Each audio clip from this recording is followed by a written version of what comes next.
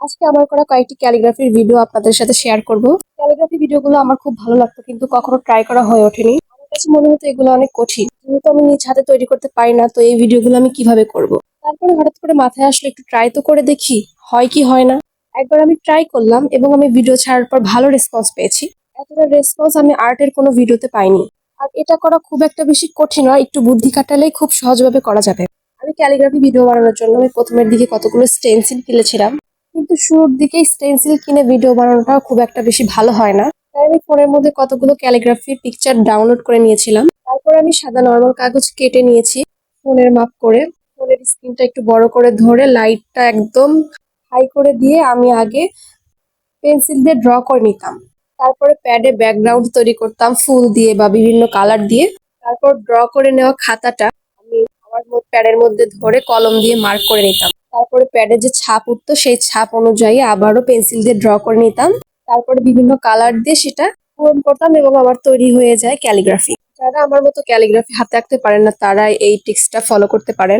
সুন্দর ক্যালিগ্রাফি তৈরি হয়ে যাবে। তারপরে আস্তে আস্তে বাসায় প্র্যাকটিস করতে পারেন।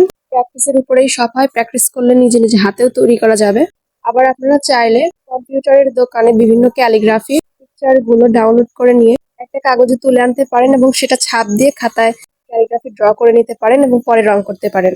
ক্যালিগ্রাফি ভিডিও করতে আগে অনেক বেশি ভয় লাগতো, এখন অনেক ইজি লাগে। আর কাজ করতে করতে অনেক কিছু জানা যায়, শেখা যায়। সবকিছু এত খুঁজে খুঁজে পাওয়া যায় না। যখন থেকে আপনি চেষ্টা করবেন তখন থেকে সবই বুঝবেন, পারবেন। আর ক্যালিগ্রাফি ভিডিওর সব থেকে চ্যালেঞ্জিং বিষয়টা হলো ব্যাকগ্রাউন্ড কালার করা। ব্যাকগ্রাউন্ডটা সুন্দর হইলে সেই ক্যালিগ্রাফিটা অনেক বেশি সুন্দর লাগে। আপনারা যারা আমার মতো আর্টের জগতে নতুন, কিছুই পারেন না, তারা এই ক্যালিগ্রাফি ভিডিওগুলো দিয়ে শুরু করতে পারেন। আমি যেরকম স্ট্রিকটা বলে দিলাম সেরকম করে ফলো করতে পারেন, তাহলে শুরু থেকে আপনাদের সবকিছু ভালো হবে। আর সব থেকে মজার কথা, ক্যালিগ্রাফি ভিডিওতে কিন্তু রিচ এঙ্গেজমেন্ট সবকিছু ভালো আসে, যদি সেটা আপনি সময় দিয়ে ধৈর্য ধরে করতে পারেন। আমার মতো ফাঁকিবাজি করে করলে খুব একটা সহজ হবে না। একদিন করি 5 দিন আর নাই। সবাই কমেন্ট করে জানাবেন আমার আজকের এই ক্যালিগ্রাফি ভিডিওগুলো কেমন হয়েছে।